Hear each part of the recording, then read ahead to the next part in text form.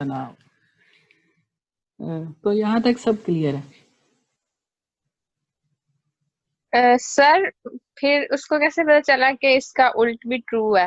हाँ, वो आगे चलकर उसने देखा ना, एक्सपेरिमेंट किया।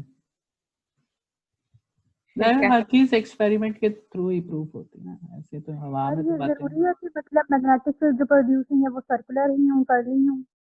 हाँ, वो तो हम पहले काफी देर से देख चुके हैं ना कि ये जो मैग्नेटिक फील्ड पैदा होती है इनकी नेचर कर्ली है, सर्कुलर होती है। आपको याद हो एफएससी में भी हमने 13 चैप्टर में भी ये एक्सपेरिमेंट किया था। वही कंडक्टर में से पास की थी तो उसके अगेंस्ट मैग्नेटिक फील्ड जनरेट हुई थी। और किस तरह हमने पता लगाया था कि ये कर्ली है, ये सर्कुलर है। हमने उस एक कंडक्टर के अगेंस्ट सर्कल में मैग्नेटिक कंपास को रख दिया था, और उस मैग्नेटिक कंपास कि जब करंट पास हुआ और मैग्नेटिक फील्ड जनरेट हुई तो उस मैग्नेटिक कंपास की नीडल की direction tangent to the circle हो गई। और फिर हर पॉइंट के ऊपर जब हमने टेंजेंट ड्रा किए तो हमने देखा कि वो सर्कुलर शेप बन रही, कर्ली शेप बन रही। तो ये सारी चीजें एक्सपेरिमेंट के थ्रू प्रूफ हो रही होती हैं।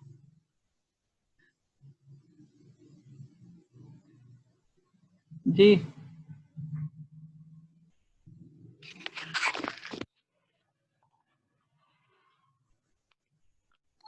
हाँ जी, चलें आगे। अच्छा जी, आगे चलते हैं। और आगे अगर हम क्योंकि हम चेंजिंग इलेक्ट्रिक फील्ड की बात कर रहे हैं तो कितनी इलेक्ट्रिक फील्ड पैदा होगी। अगर मैं इलेक्ट्रिक फ्लक्स का फार्मूला लिखूं तो वो हमारे पास ये होता है कि phi E integral of E dot D ए।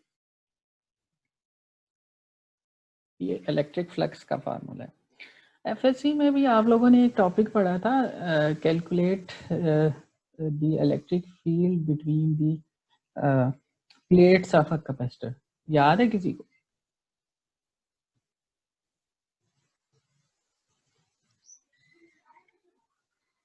पढ़ा था पर याद नहीं अब। अच्छा जी, चलो ये याद होना चाहिए कि पढ़ा है। वहाँ पे हमने इलेक्ट्रिक फील्ड निकाली थी कैपेसिटर की प्लेट्स की, पैरेलल प्लेट्स की। और वो इलेक्ट्रिक फील्ड जो थी वो हमारे पास आई थी sigma over epsilon not, where sigma is the surface charge density। Surface charge density, और सरफेस चार्ज डेंसिटी जो होती है वो हमारे पास होती है चार्ज पर यूनिट एरिया, ये होती है। तो हमारे पास यहाँ से इलेक्ट्रिक फील्ड की वैल्यू आ जाएगी Q over A epsilon naught. ठीक है। अच्छा, अब इस वैल्यू को हम ऊपर E में पुट करें, जो इलेक्ट्रिक फ्लक्स का हमारे पास फार्मूला है, उस फार्मूले में E की वैल्यू को पुट करें तो ये हमारे पास आ जाएगा phi E is equal to Q over A epsilon naught integral of dA। Integral of dA is total area. So area of the plates जो थी उसको हम कंसीडर कर रहे हैं कि उसका एरिया A है, तो इंटीग्रल ऑफ dA की जगह A आ जाएगा और A से cancel, so Q over epsilon naught आ जाएगा electric flux. So electric flux का फार्मूला आपके पास ये आ गया Q ओवर एप्सिलॉन नॉट। अब मैं ये कह रहा हूँ कि मालूम करना चाह रहा हूँ, फाइंड आउट करना चाह रहा हूँ the rate of change of electric flux. और rate of change of electric flux निकालने के लिए मुझे इस इक्वेशन को डिफरेंशिएट करना पड़ेगा टाइम के ऊपर। सो ये हो जाएगा d phi E over D T is equal to d over D t Q over epsilon not.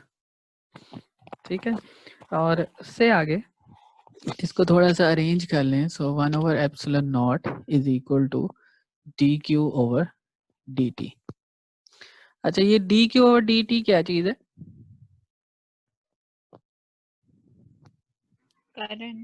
Current है। ठीक है, और ये करंट अगर आप इस इक्वेशन की दूसरी तरफ देखो तो ये करंट क्यों पैदा हो रहा है? Because of changing of electric field D phi over D T आ रहा है ना, फाई इलेक्ट्रिक फ्लक्स है। तो ये जो करंट यहाँ पे पैदा हो रहा है, ये इलेक्ट्रिक फ्लक्स के चेंज होने से पैदा हो रहा है, इलेक्ट्रिक फील्ड के चेंज होने से पैदा हो रहा है।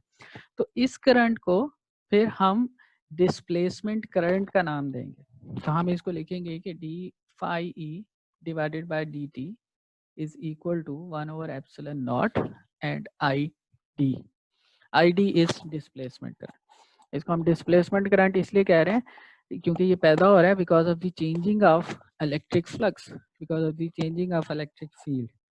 सो ये हमारे पास डिस्प्लेसमेंट करंट आ जाएगा और इसका फार्मूला हम ऐसे लिख सकते हैं कि I D is equal to epsilon naught d phi E over D T.